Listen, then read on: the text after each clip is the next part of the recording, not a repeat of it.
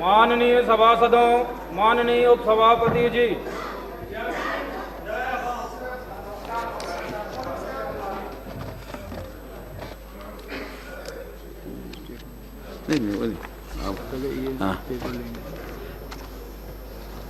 Paper to be laid, statement of Department of Standing Committee on Social Justice Empowerment, Sri Praveen Rashtrapal. Sir, I lay on the table a copy each in English and Hindi of the two statements of Departmental Related Parliamentary Standing Committee on Social Justice and Empowerment for the year 2010-11 for the Ministry of Minority Affairs and the Ministry of Tribal Affairs. Government statement of government business.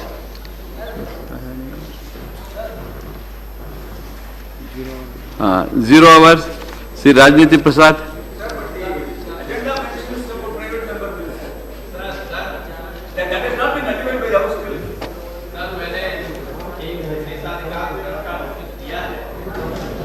और जिस तरीके से MPs को गाली दी जा रही थी उसको लेकर मैं मंडे लेंगे, मंडे को उसे प्रेस करने की मंडे को नोटिस उनके दे। सर, डेंगू के बारे में मैं मेरे जिला में उड़ीसा में केंद्रीय टीम मांगा था, नहीं सर केंद्रीय टीम गया, लेकिन उसके बाद लोग मर रहे हैं सर लोग मर रहे हैं। मैं आपके माध्यम से निवेदन करता हूं सरकार से कि वहां का एक स्पेशल टीम भेजा जाए उड़ीसा में। डेंगू के चलते लोग मर रहे हैं, जिस दिन केंद्रीय टीम गया तब तक ठीक है, ठीक है। अभी तक 30 लोग मर रहे हैं। श्री राजनीति प्रसाद। Yes, it has been in extraordinary circumstances. Sri Ramchandra Kuntiya, Jugal Kishore, Shri Jugal Kishore कहाँ है? आपका pitiable condition in weavers in Uttar Pradesh बोलिए ना। माननीय, मैं आपको अवगत कराना चाहूँगा कि उत्तर प्रदेश भारत का सबसे बड़ा राज्य है, जिसका भौगोलिक क्षेत्रफल 244.93 लाख हेक्टेयर है। प्रदेश का लगभग 73.06 लाख हेक्टेयर क्षेत्र बाढ़ से प्रभावित है, जो देश में बाढ़ प्रभावित क्षेत्र 346.156 लाख हेक्टेयर का लगभग 21% है। बाढ़ प्रभावित क्षेत्र के सापेक्ष 58.72 लाख हेक्टेयर को बाढ़ से सुरक्षा प्रदान की जा सकती है। प्रदेश में बहने वाली मुख्य नदियों गंगा, यमुना, घाघरा, शारदा, ताप्ती आदि नदियों से वर्षा काल के समय बाढ़ से व्यापक। आपका सब्जेक्ट है पिटिएबल कंडीशन ऑफ वीवर्स, बुनकरों का। आपने नोटिस दिया है बुनकरों के ऊपर। यार ये दूसरा छाप पहले दिया था, वही है, वही आपने एडमिट हुआ। ये बहुत पहले का था बना। अरे आज का है वो, आज लगा होगा। वो आप रिव्यू किया है, वो नहीं एडमिट हुआ। जो आप बात कर रहे हैं वो एडमिट नहीं है।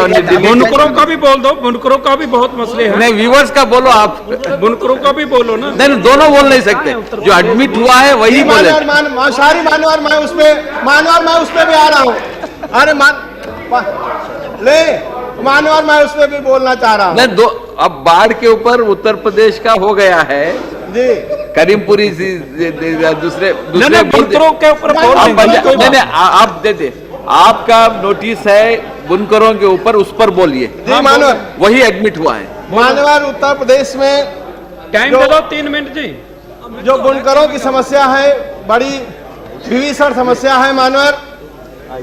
हमारे यहाँ उत्तर प्रदेश में जो मऊ है, आजमगढ़ है, बनारस है, इससे बनी हुई साड़ियाँ, बनी हुई कालीन पूरे देश में नहीं विश्व के अंदर, विश्व में वो मशहूर साड़ियाँ हैं, विश्व के अंदर वो मशहूर कालीनें हैं।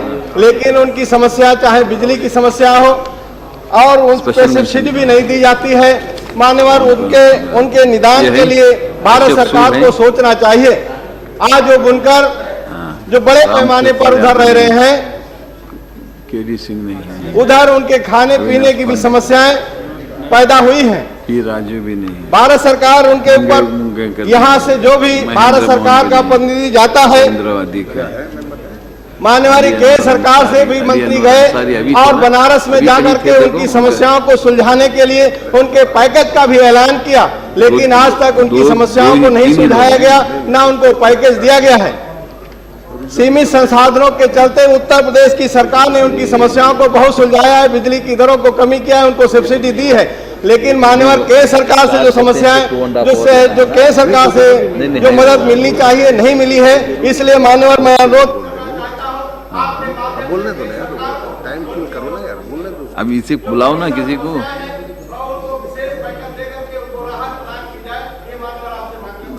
धन्यवाद। श्री कुमार दीपक दास।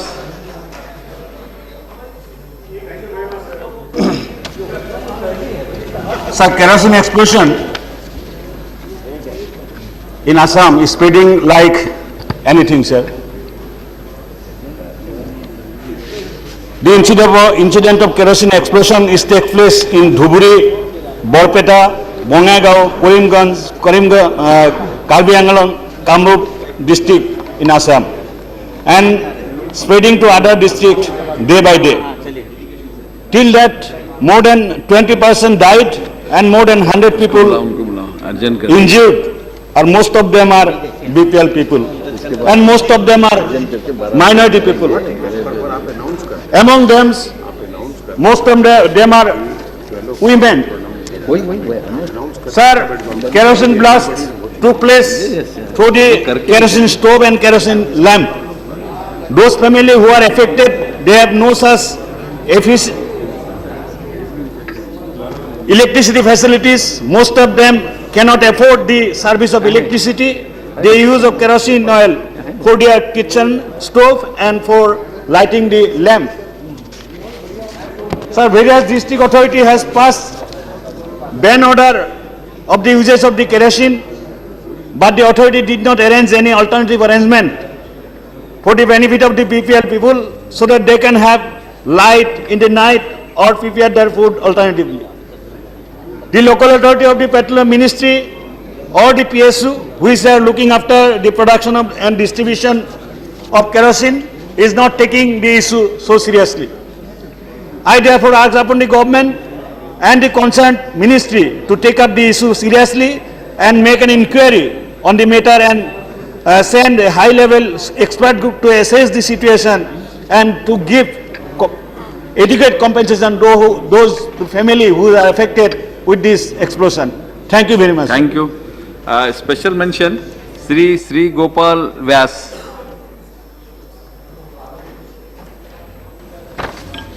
धन्यवाद उपसभापति जी। मेरा विशेष उल्लेख का विषय है केंद्र सरकार परिवार आर्थिक सहायता में विधवा महिलाओं की राशि बढ़ाए जाने के संबंधित। महोदय, मुझे ज्ञात हुआ है कि केंद्र सरकार के माध्यम से दरिद्री रेखा के नीचे आने वाली विधवा महिलाओं के लिए राष्ट्रीय आर्थिक सहायता योजना के अंतर्गत एक मुश्त 10,000 रुपये की राशि आर्थिक सहायता के तौर पर दी जाती है। सालों से यह योजना कार्यान्वित है। जब से यह योजना कार्यान्वित हुई है तब से इस योजना के अंतर्गत विधवा महिलाओं को 10,000 रुपये की राशि आर्थिक सहायता के तौर पर दी जाती है। आज तक इस राशि में किसी भी प्रकार की बढ़ोतरी नहीं हुई है। आज देश में महंगाई आसमान छू रही है। गरीबों के लिए तो इस महंगाई का सामना करते हुए जीना दूभर हो गया है। दरिद्री रेखा के नीचे आने वाली जिन विधवा महिलाओं के लिए योजना निर्माण की गई है उन्हें पहले ही आर्थिक कठिनाइयों का सामना करना पड़ रहा है। सिर से पति का साया उठने के कारण परिवार का भरण पोषण कैसे करें, यह अहम सवाल उनके सामने रहता है। बढ़ती महंगाई को ध्यान में रखते हुए 10,000 रुपयों की राशि अत्यल्प है। इस योजना के माध्यम से दरिद्री रेखा के नीचे आने वाली विधवा महिलाओं को दी जाने वाली राशि में कई गुना बढ़ोतरी होने से ही इन महिलाओं को कुछ आधार मिलेगा। उपरोक्त विषय की गंभीरता को ध्यान में रखते हुए मेरा सरकार से आग्रह है कि राष्ट्रीय परिवार आर्थिक सहायता योजना के अंतर्गत दी जाने वाली राशि में बढ़ोतरी कर विधवा महिलाओं को पर्याप्त राशि प्राप्त कराने की योजना करें। धन्यवाद। श्री रामविलास पासवान, श्रीमती बिमला कश्यप सूद।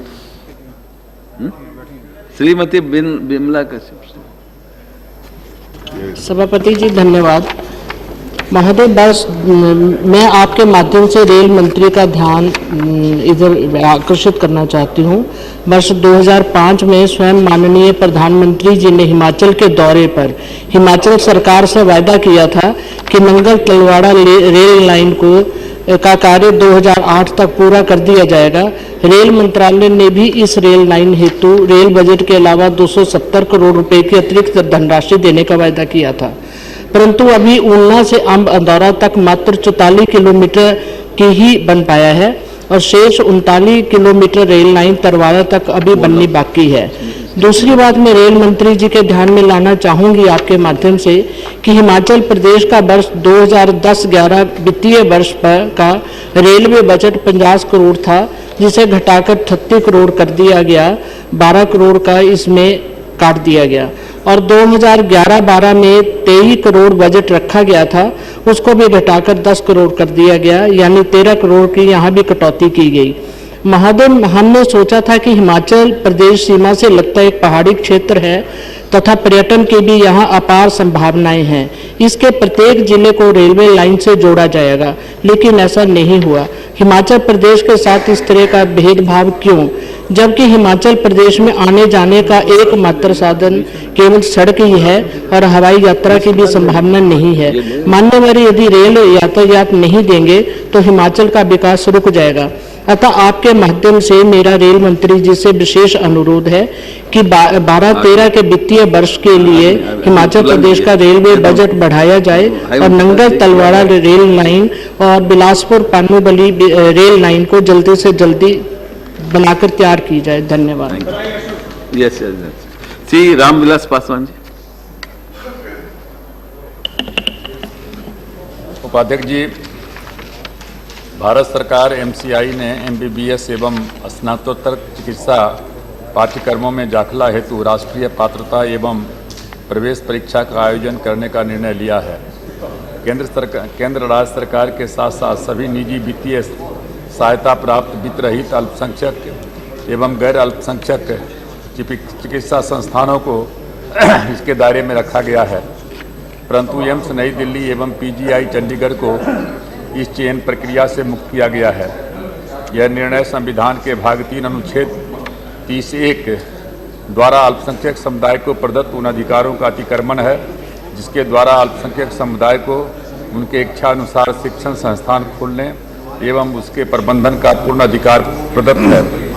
डॉक्टर अम्बेडकर ने संविधान सभा में कहा था कि अल्पसंख्यकों को अनुच्छेद 31 द्वारा पूर्ण एवं सुरक्षित अधिकार इसलिए दिया जा रहा है ताकि भविष्य में बहुसंख्यक समुदाय इस अधिकार को छीन न ले। संविधान संशोधन द्वारा सरकार को यह अधिकार दिया गया है कि वह निजी शिक्षण संस्थानों में आरक्षण का व्यवस्था करे, परंतु अल्पसंख्यक संस्थानों को इससे वंचित रखा गया। पुनः केंद्रीय शिक्षण संस्थान आरक्षण एवं नामांकन अधिनियम 206 के दायरे में भी अल्पसंख्यक समुदाय और अल्पसंख्यक संस्थानों को बाहर रखा गया। सरकार का यह निर्णय उच्चतम न्यायालय द्वारा अल्पसंख्यक समुदाय के अधिकारों की व्याख्या एवं इससे संबंधित कई मामलों में दिए गए महत्वपूर्ण फैसले के विपरीत है। अतः संवैधानिक प्रावधानों एवं कानूनी फैसलों के आलोक में अल्पसंख्यक संस्थानों को राष्ट्रीय पात्रता एवं प्रवेश परीक्षा के दायरे से मुक्त रखा जाए ताकि वे संविधान द्वारा प्रदत्त अधिकारों के तहत सुरक्षित महसूस कर सकें। श्री रामकृपाल यादव, कंवरदीप सिंह, श्री अविनाश पांडे, पी राजू, डॉक्टर बालचंद्र मुंगेकर, महेंद्र मोहन, श्री गोविंदराव अधिक।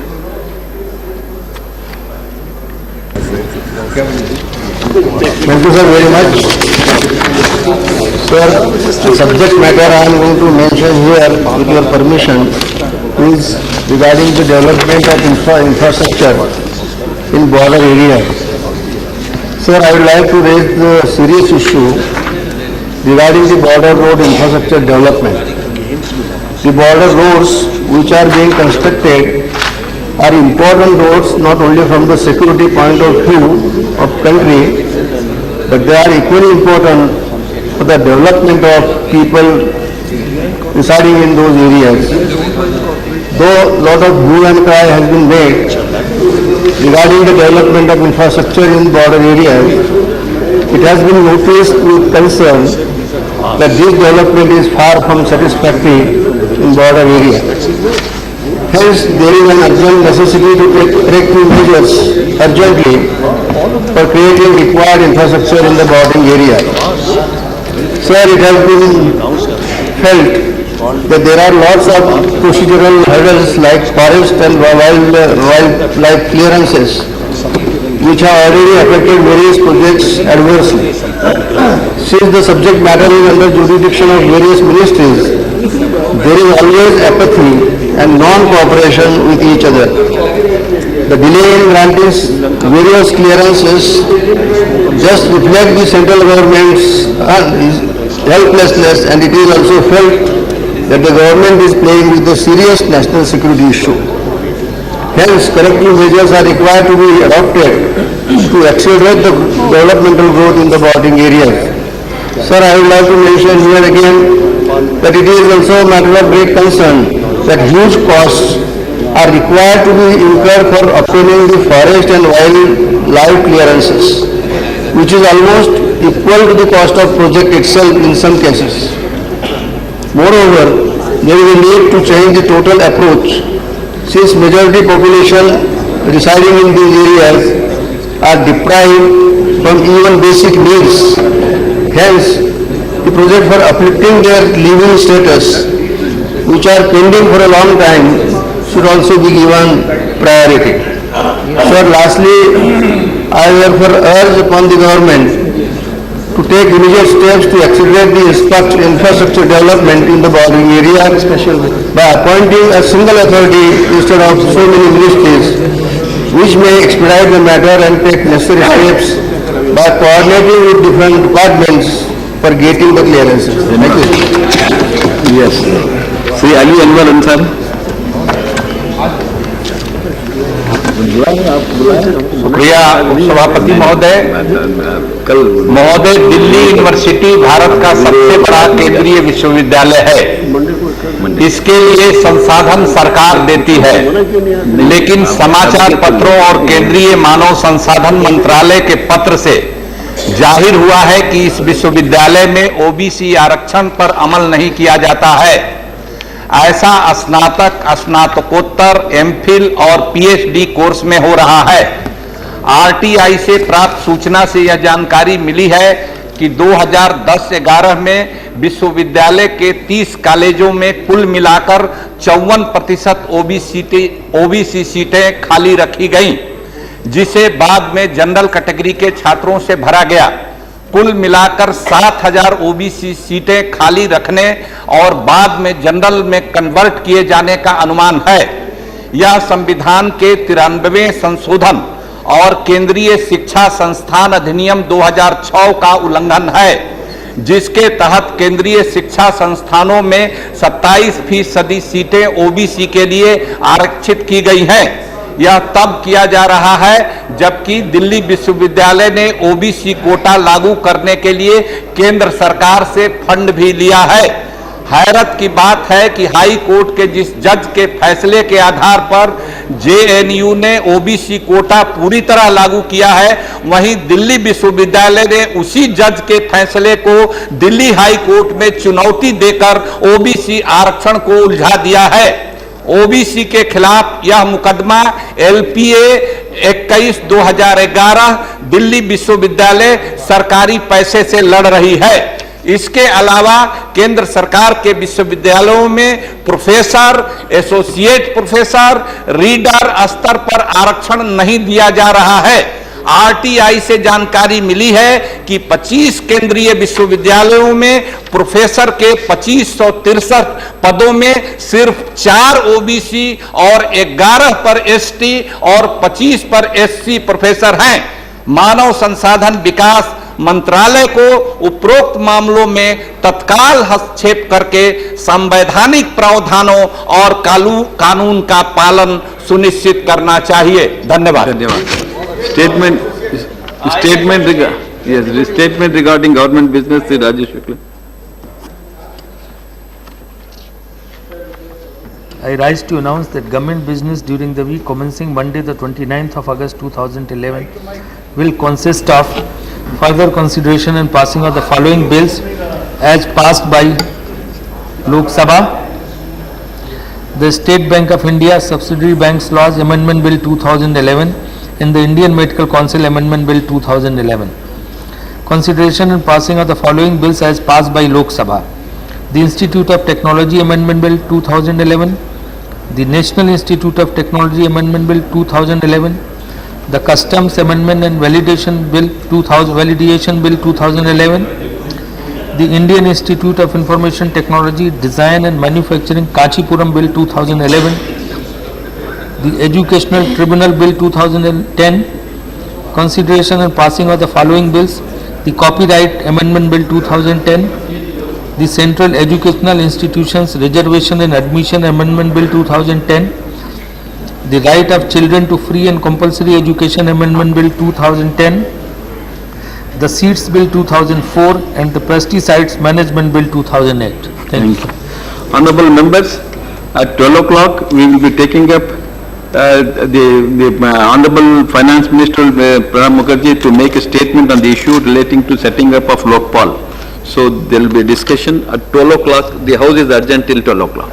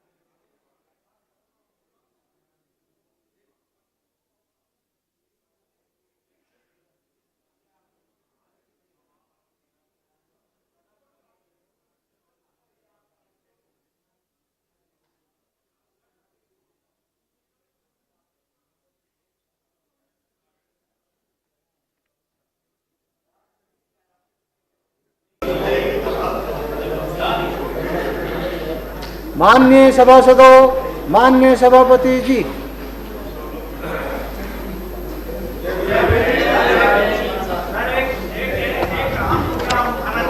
जरा एक मिनट बैठ जाइए आप, एक मिनट बैठ जाइए। Honourable Shri Pranab Mukherjee to make a statement on issues. आप बैठ जाइए जरा सा, एक मिनट।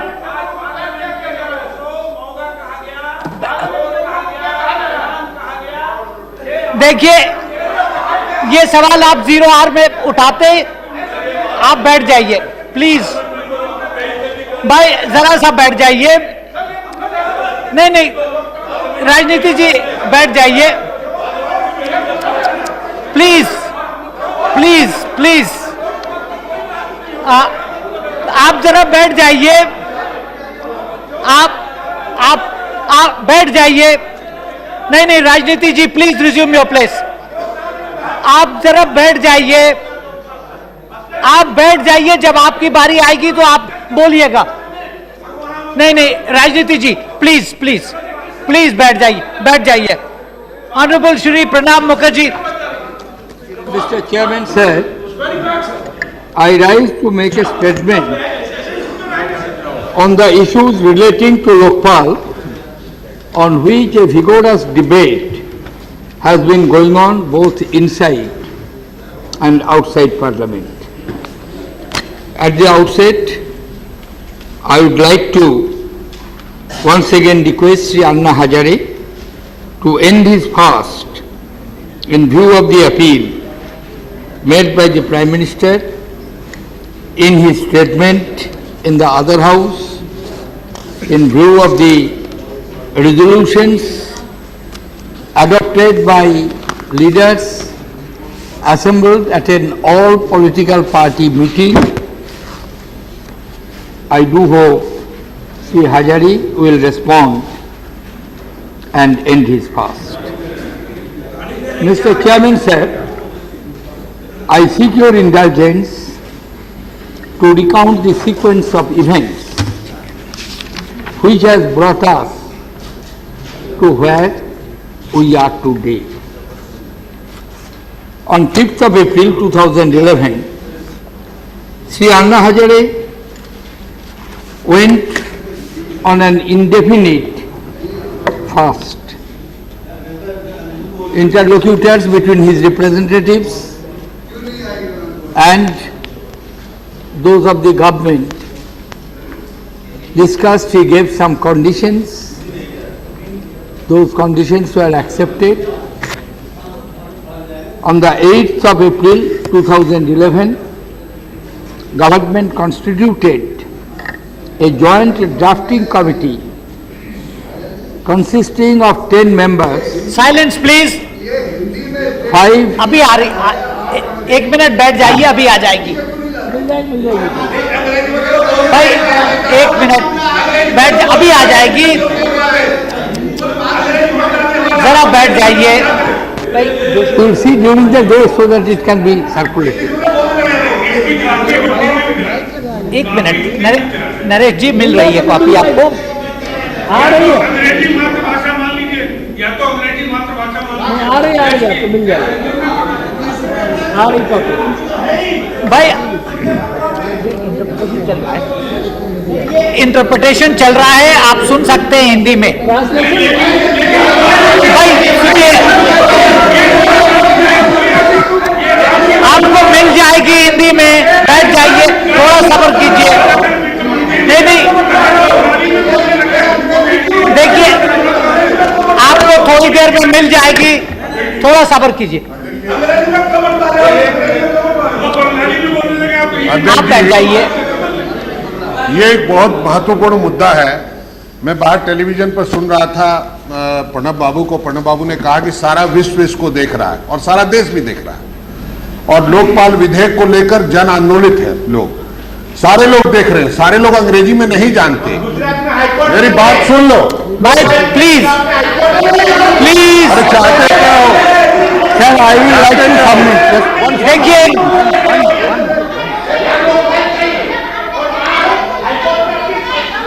देखिए प्लीज। देखिए, मेरा इतना कहना है, मेरा इतना कहना है कि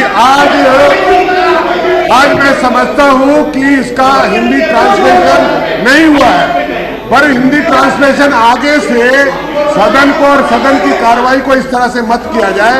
हिंदी का ट्रांसलेशन भी हर वक्त उपलब्ध होना चाहिए। आज के लिए हम भूल जाते हैं इसको, आज चर्चा शुरू करें। Thank you very much, thank you very much. Mr. Chairman, sir, I am sorry that the Hindi translation is not available for the use of the members.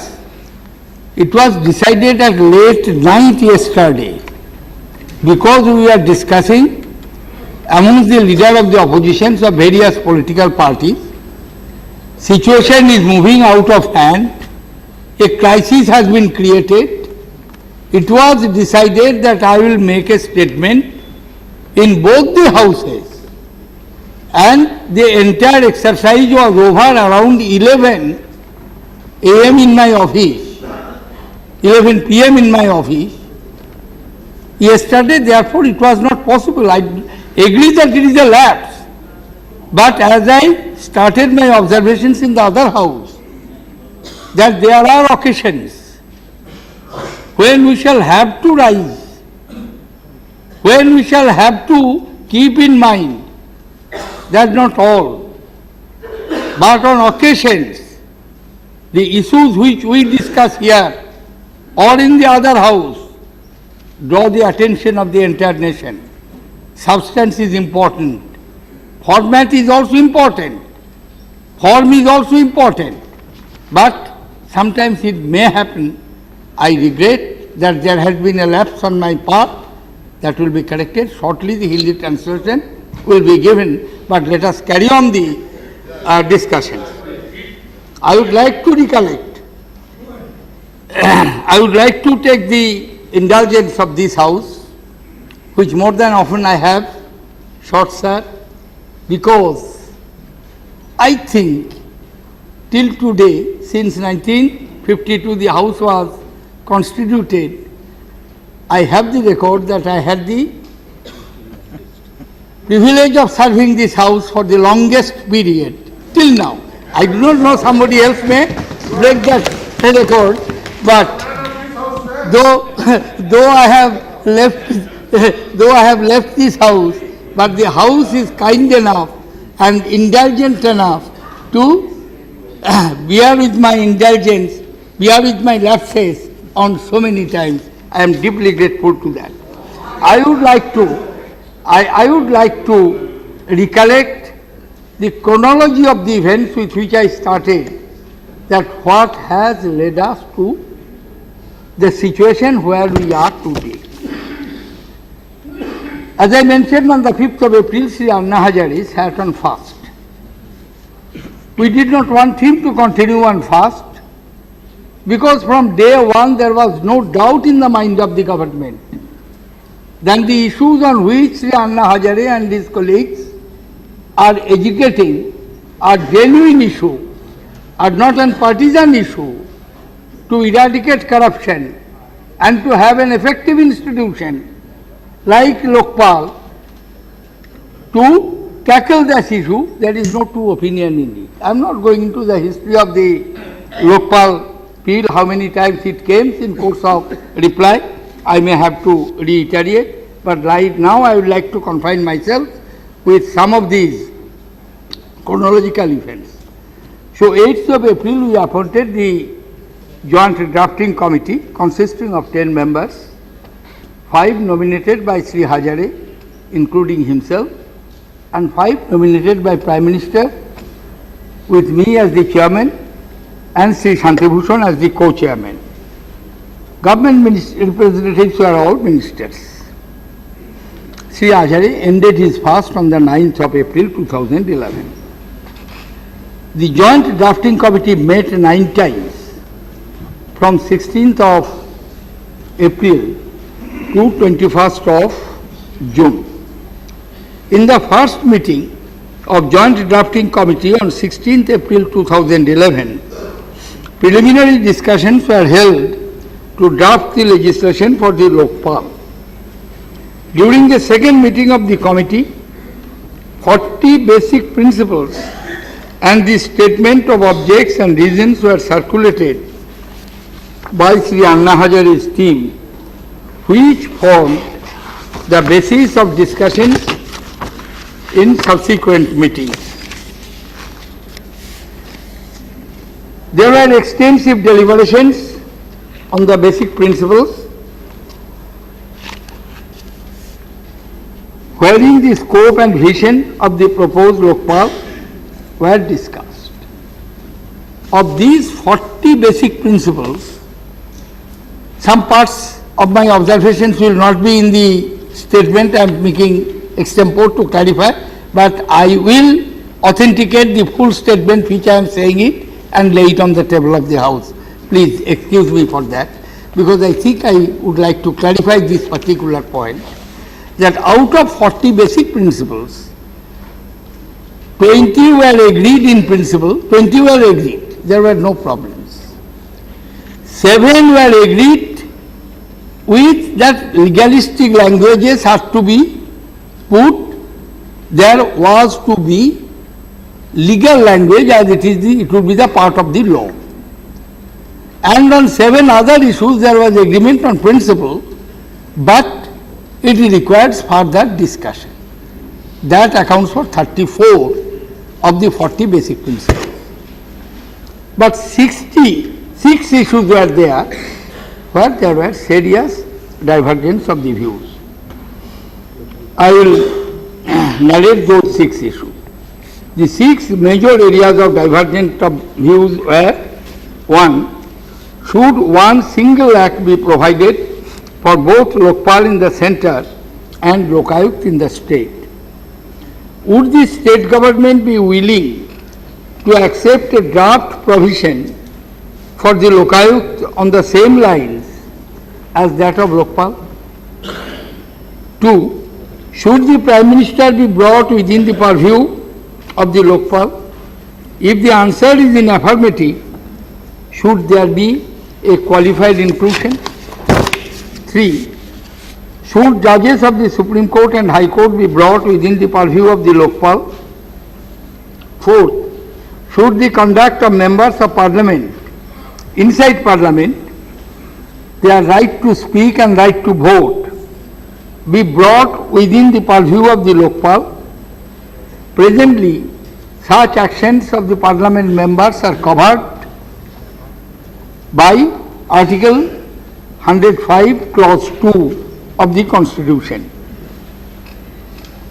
Whether Articles 311 and 323, Clause 3, Subclause C of the Constitution, notwithstanding members of a civil service of the Union or an All India service or a civil service of a state or a person holding a civil post under the Union or state be subject to enquiry and disciplinary action, including dismissal, removal by the Lokpal, Lokayukt, as the case may be. 6th, what should be the definition of the Lokpal, and should it itself exercise quasi-judicial powers also, or delegate these powers to the subordinate officer? As these issues are of significance and affecting the larger areas, I decided to write to the leaders of some political parties and state chief ministers. On 31st May 2011, I wrote to the presidents of various political parties and the chief ministers of states, soliciting their views on the 6 contentious issues. Responses were received from 25 chief ministers and 6 party presidents and leaders. I would just like to say only a few lines extracted from their observations. BJP President in his letter dated 2nd June 2011 stated, I quote, expecting political parties to give their views to a drafting committee comprising of civil society representatives for acceptance or otherwise would be upsetting the constitutional propriety where parties, parliamentarians and parliament have the last word. They are the decision makers and not the suggestion givers. Unquote. The General Secretary of CPI stated, as a political party, they will most certainly state their views and suggestions during the discussion on the bill within the Parliament.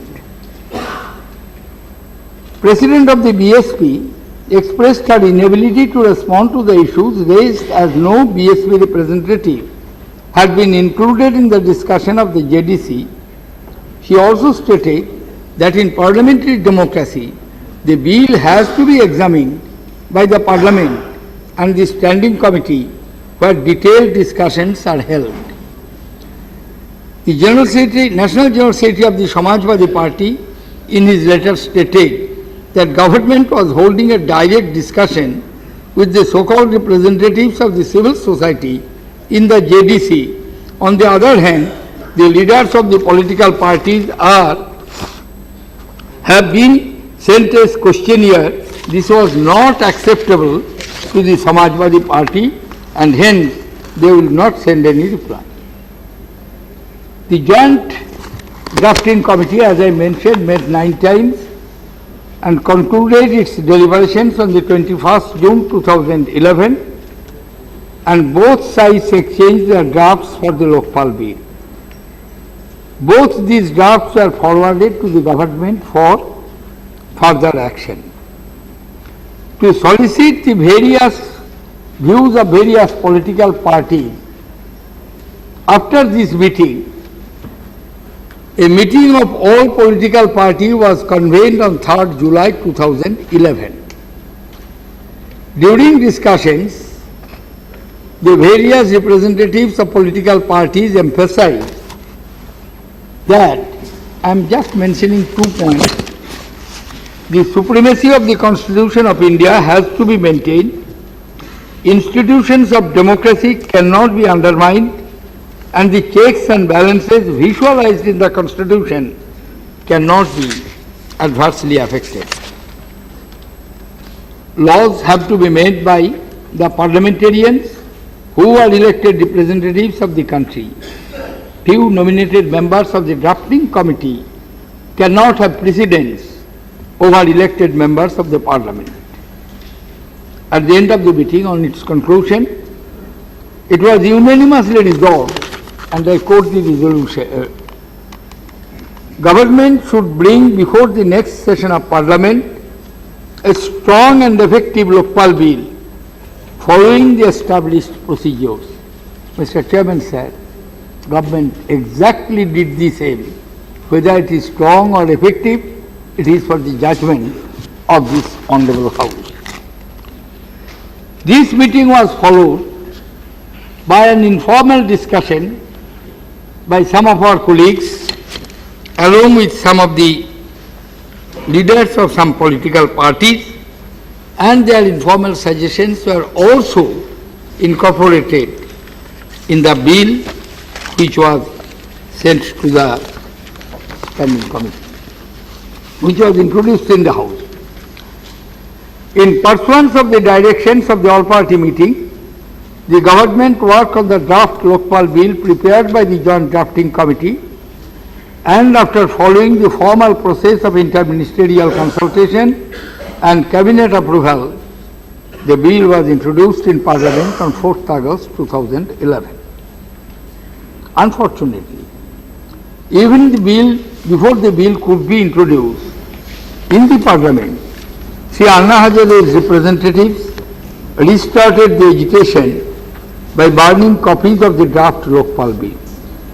Sri Hazare also declared that if the Jan Lokpal bill is not passed by Parliament by 15th of August 2011, he will proceed on indefinite fast with effect from 16th August 2011. The Prime Minister, through his Independence Day address on 15th August, again implored Sri Hazare to abstain from the fast. This approval, this proposal and this appeal was ignored. On 16th August 2011, Sri Anna Hazare has again proceeded on fast. In view of his deteriorating health and government's increasing concern on Annaji's condition, Prime Minister wrote a letter to him on 23rd August 2011, making a fervent appeal for ending the fast. To carry the negotiations forward, the Prime Minister directed me and Sri Salman Khurshid to hold discussions with the representatives of Sri Anna Hazare. We did so. A meeting was held on 23rd August 2011, and it was clarified to Sri Anna Hazare's representatives that Lokpal bill is now before the standing committee. All options are open before the standing committee to consider not only the bill introduced by the government, but the Jan Lokpal bill as well as other versions sent by eminent members of the civil society. In deference to the wish expressed by Annaji, the government is prepared to request the Speaker Lok Sabha, as the bill was originated from there, to formally refer the John Lokpal bill to the standing committee for their consideration along with everything else. About time and speed, the government can formally request the standing committee to try, subject to its discretion, fast-tracking their deliberations to the extent possible. I explained to Annaji's representatives that Lokpal bill alone cannot root out corruption. We need multi-layered laws to deal with corruption at various levels. In addition to the Lokpal bill, we are willing to strengthen the Judicial Accountability Bill and the Whistleblowers Bill. We are also working on a grievance redressal bill to tackle corruption at local levels. I again ask Annaji's representative to convey our earnest request to him to end the fast and give us the space required to proceed in the matter. At this stage, Annaji's representative made following demands, and as it was in a written form, I am bodily reproducing it exactly the same language as it was given to me. If the government can agree to introduce John Lokpal bill after removing those items for which we have differences within bracket, after clearing by the Law Ministry within 4 days, and also provide a commitment that the bill will not be referred to the standing committee and will be discussed and passed within bracket with minor amendments adopted by Parliament bracket close during this session of the Parliament within bracket, even if it is extended bracket close, we can then hopefully persuade Annaji to stop this fast, above to be a written commitment with timelines. Mr. Chairman said when the meeting was over, it was around 10:15 in the night. But immediately I contacted Prime Minister. He was kind enough to call the meeting of the Cabinet Committee on Political Affairs.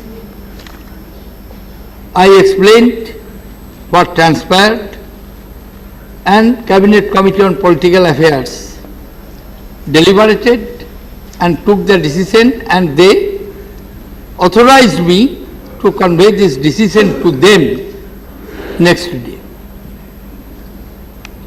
As all of you are aware, the next day an All India and all political party meeting was scheduled to be held. Therefore, I decided that I will also place for the information and will seek their suggestions in the meeting of the all political parties what transpired between me, Mr. Salman Khurshid, and the representatives of Sri Hazare.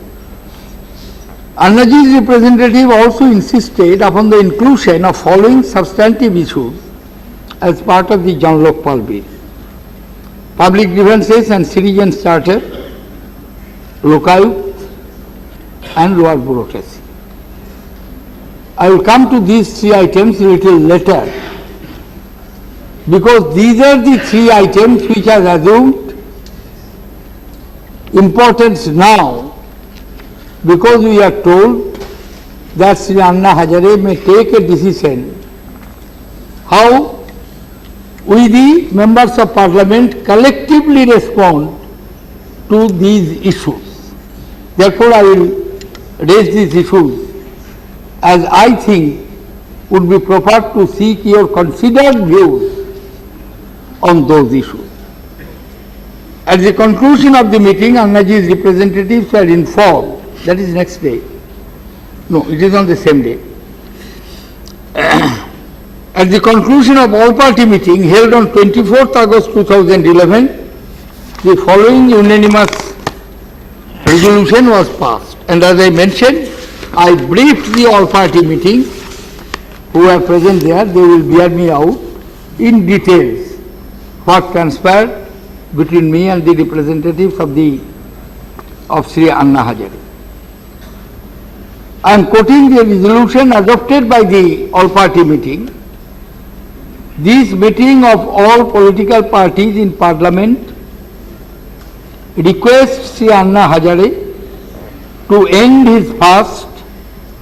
The meeting was also of the view that due consideration should be given to the Jan Lokpal Bill so that the final draft of the Lokpal Bill provides for a strong and effective Lokpal which is supported by a broad national consensus. Unquote. In a late evening meeting held with Annaji's representatives on 24th August 2011, I conveyed the inability of the government to accept the conditions put forward by them on 23rd August 2011 and referred to me by earlier. The Prime Minister made a statement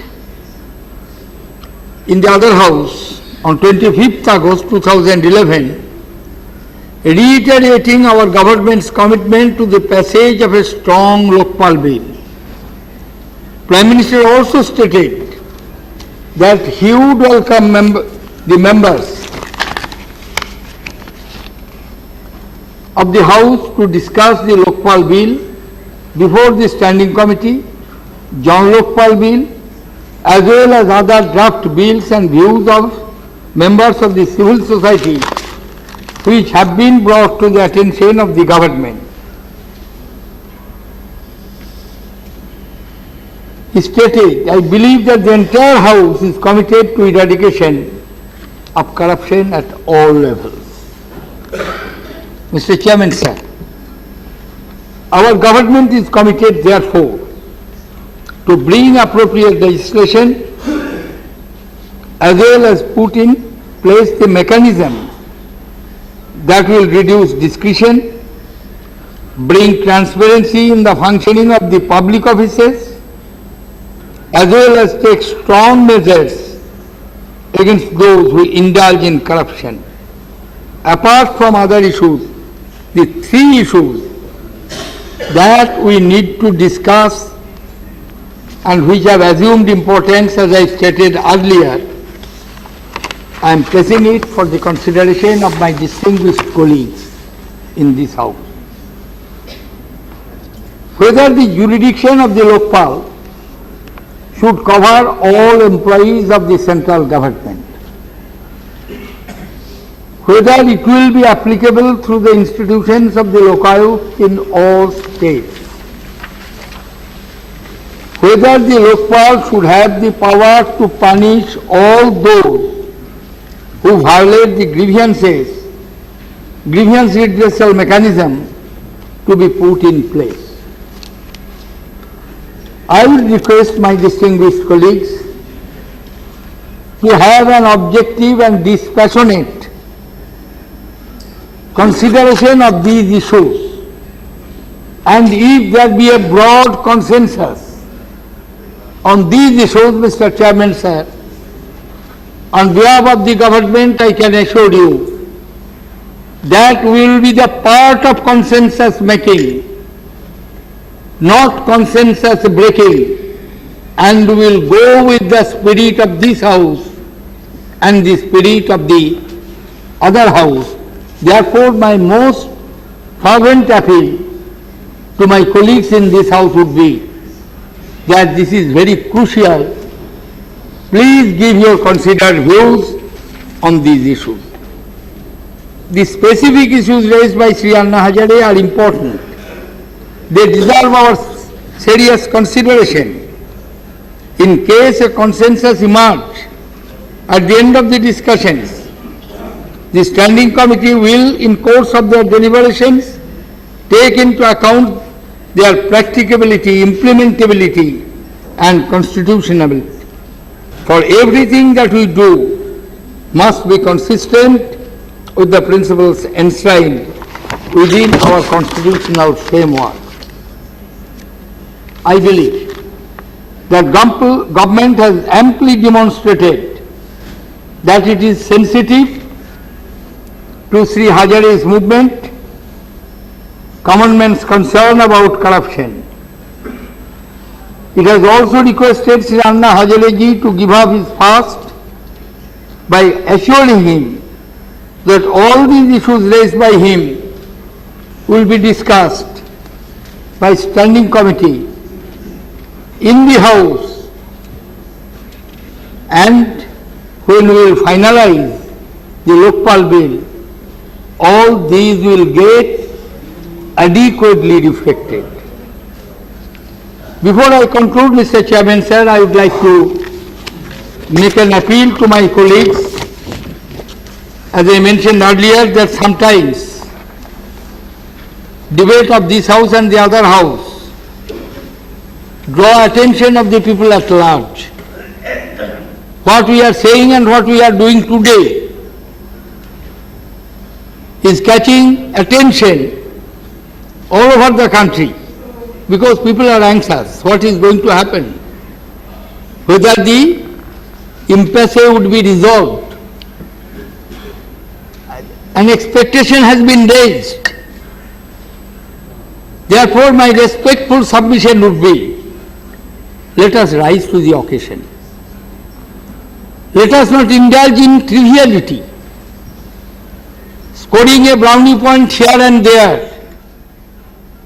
If collectively this House leads to a process of consensus building, on behalf of the government, Mr. Chairman, sir, I would like to reassure you, we will be the part of consensus making, not consensus breaking.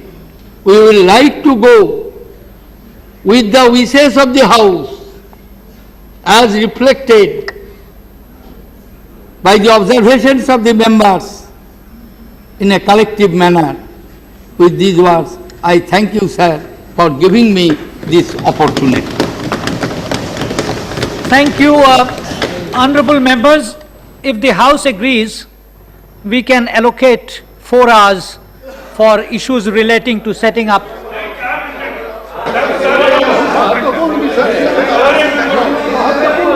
No, one at a time, please. Sir.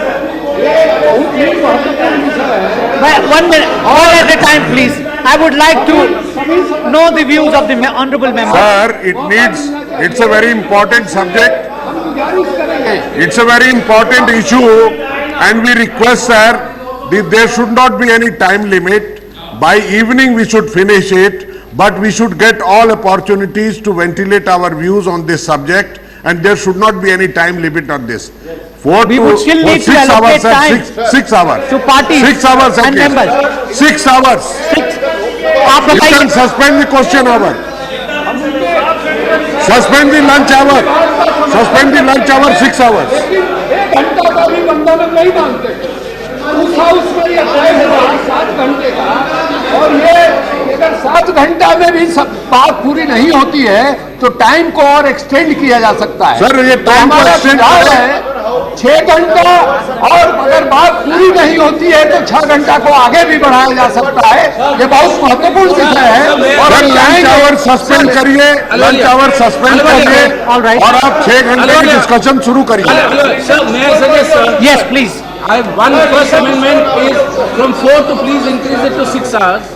The second suggestion is that keep that extendable. Okay. Make that extendable, increase it to 6 hours and make that extendable. Allocate time according to 6 Is there general agreement on this 6 hours extendable? All party also. Sir, kindly cancel. Sir, this is very important issue. There should be a detailed discussion in the House. Initial time should be allotted, sir, 7 hours. If necessary, cancel the lunch also, sir. During the lunch period also, we can discuss it today, sir. जी बताइए पासन जी।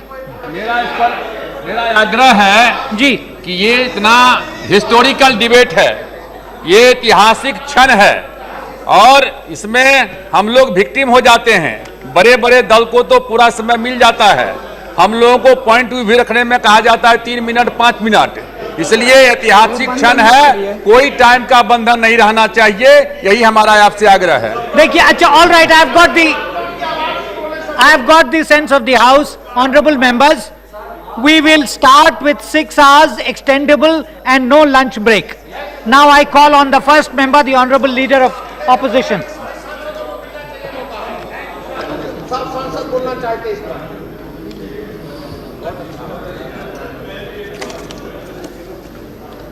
Sir, we've just heard a detailed statement from the Honorable Finance Minister on the entire background of the negotiations leading up to the present situation. We've also just witnessed a great amount of enthusiasm in this House with a very large cross-section of members wanting to participate in this debate. This, sir, itself is an evidence of the sense of responsibility which members of Parliament really have in responding to the challenges as they emerge before the country. So in the last 2 weeks, in events arising out of Shri Anna Hazare's fast, this is actually the third debate. The first one, I must concede,